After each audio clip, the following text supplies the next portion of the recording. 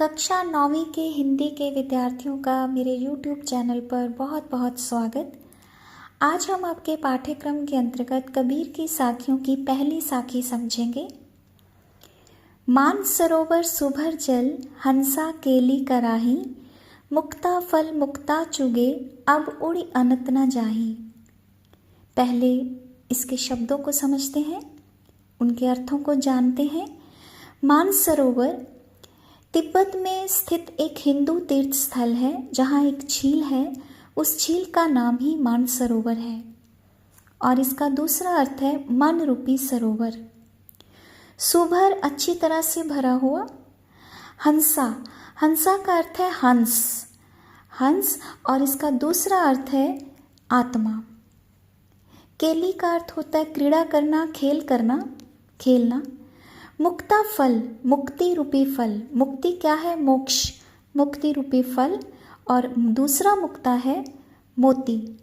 चुगे, चुगना। अब उड़ी, उड़ी मतलब उड़ना। अनत किसी दूसरे स्थान पर। अनत अन्यत्र होता है, उसका अर्थ होता है किसी दूसरे स्थान पर। ना जाही, नहीं जाना।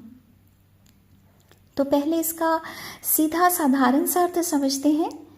मानसरोवर अच्छी तरह जल से भरा हुआ है जिसमें हंस विहार कर रहे हैं, क्रीड़ा कर रहे हैं, मस्ती कर रहे हैं पक्षी।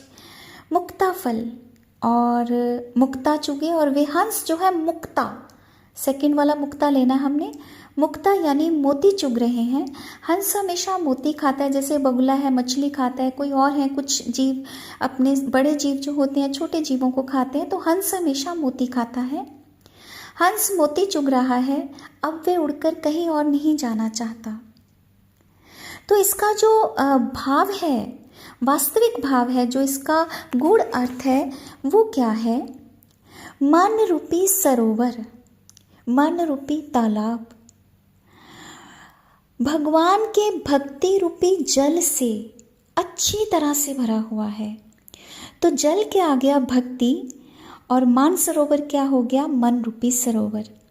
मन रूपी सरोवर भक्ति रूपी जल से अच्छी तरह से भरा हुआ है, यानी इंसान के मन में भक्ति के भाव पूरी तरह से उजागर हुए।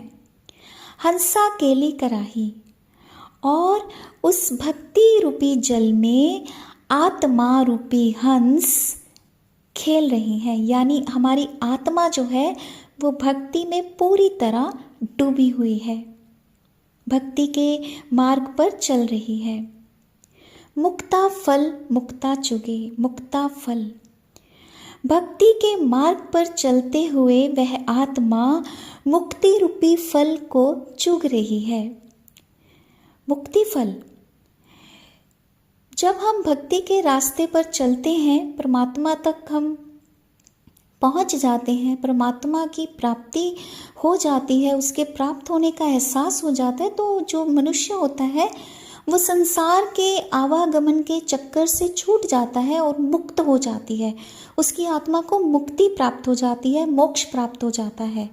तो वो कहते हैं कि मन रूपी सरोवर में भक्ति रूपी जल अच्छी तरह से भरा हुआ है और आत्मा उस भक्ति में पूरी तरह से डूबी हुई है, और उस भक्ति के मार्ग पर चलकर उसने मुक्ति रूपी फल को पा लिया है, खा लिया है। अब ये आत्मा कहीं और उड़कर दूसरे स्थान पर नहीं जाएगी, क्योंकि जब एक बार आत्मा को मुक्ति मिल जाती है तो वो इस संसार से मुक्त हो गई, तो उसको कोई दूसरा जन्म नहीं मिलता, यानी वो अब कहीं उड़कर और नहीं जाएगी। तो कबीर जी ने वास्तव में इस दोहे में, इस साखी में क्या कहना चाहा है कि जब हम सच्चे मन से, कोई भी जीव आत्मा यानी आत्मा सच्चे मन से भक्ति के रास्ते पर चलकर उस परमात्मा को, ईश्वर को पा लेती है, तो वो जो 84 लाख योनियों का चक्कर है वो खत्म हो जाता है और उसकी आत्मा को मुक्ति मिल जाती है।